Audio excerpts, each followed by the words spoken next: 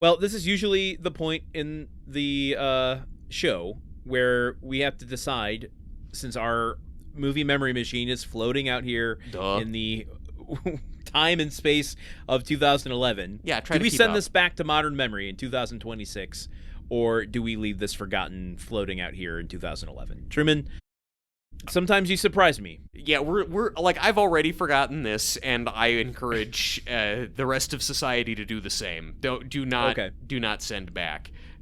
What do you think? You as an expert who have read and watched all of the Musketeers. I mean, do not go into this expecting a Three Musketeers movie. That's just the wrong move out the gate. But even separating it from its musketeeriness, yeah, this is forgettable. Although I will say, I don't know, it's it's audacious, it's not egregious. It's harmless. Mm-hmm. It's forgettable, it's not good. This is the rubric I was going to give it, which is, would this be fun to watch with a bunch of friends to make fun of, or just like have some beers, whatever? And I was like, no, I don't think it would be. Yeah, I don't. We used to do that kind of stuff, and I don't think this one would have been fun.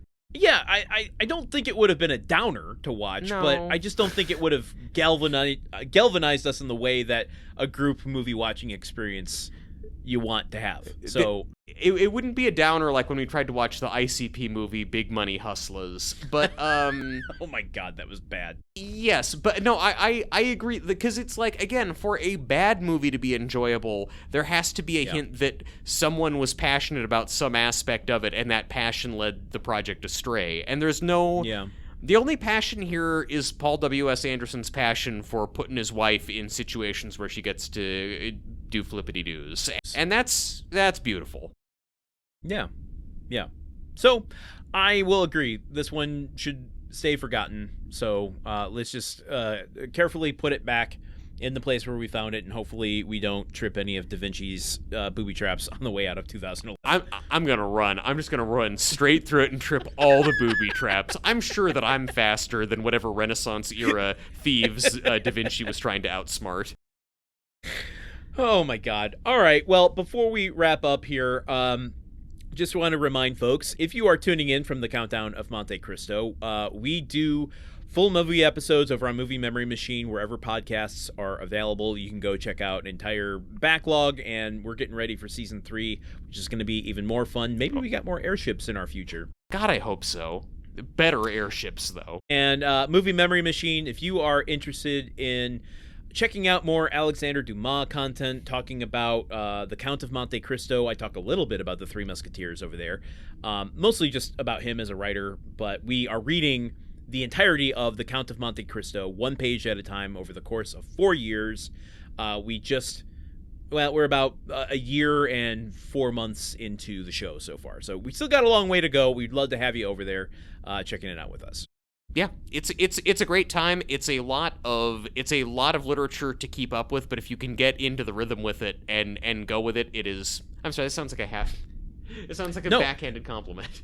No, this is good, because it leads us into our Patreon, which is, we are doing this crossover episode because it is Supporter Month, and for those who join up for our Patreon at patreon.com/gruntworkpod, which is the podcast network for all of the shows that we are covering, one of the things I do on the Countdown of Monte Cristo is, at the end of each chapter, I release the story-only audio without my commentary, so that you can keep up with it in terms of like a traditional audiobook. If you fall behind, because a daily podcast is very hard to keep up with, even though they're short episodes, you can just listen to the chapter, the chapter files as they come out, and catch back up with the story. And I've heard from listeners that it's a good way to like not fall too far behind. Okay, as someone who has fallen far behind, that is a good tip, and that might be how I get back on board with supporting my friend in his ambitious literary podcasting endeavors. But because it's Supporter Month, we are doing everything for free. Woo! You can go over to patreon.com/gruntworkpod, sign up for free. You do not need to contribute, and you get access to things like movie articles, our newsletter where we give you clues to new films that are coming out, We have audiobook files, as I said, of Monte Cristo, my other podcast, Odyssey. We're reading a page out of Homer's The Odyssey every day. Short storytellings like Edgar Allan Poe, Algernon Blackwood, and as of today, you can go over there and get the Aladdin tale from 1001 Arabian Nights. Woo! And many more surprises in the future of this support month. We don't want to ruin everything. So go join for free over at patreon.com/gruntworkpod and see what surprises are in store for you. It's a great time. I can't wait to find out myself. Well, I mean, I know what the surprises are, but I can't wait to watch all of you find out. Subscribe to Movie Memory Machine for new forgotten movies every other Friday, available wherever you listen to podcasts.